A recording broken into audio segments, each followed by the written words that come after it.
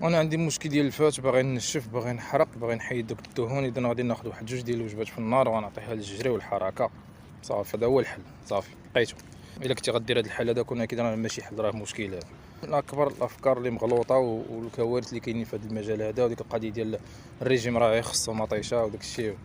المهم شوف باش ما ندخلوش في هذه المعمعه هذه. انا نقول لك شنو غادي يوقع لك الا خديتي غير جوج وجبات في النهار وتبعتي هادشي هذا. اللي غدير هو ما غاديش تحرق الفات، غادي تحرق الميسكل.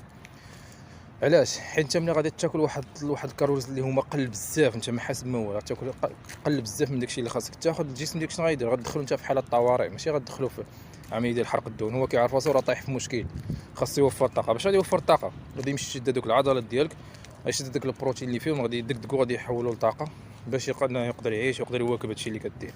هنا شنو تلقى راسك كدير؟ تلقى راسك كتحرق في الميسكل، ماشي كتحرق في الفات. الفات تحيد واحد البورسونتاج اللي هو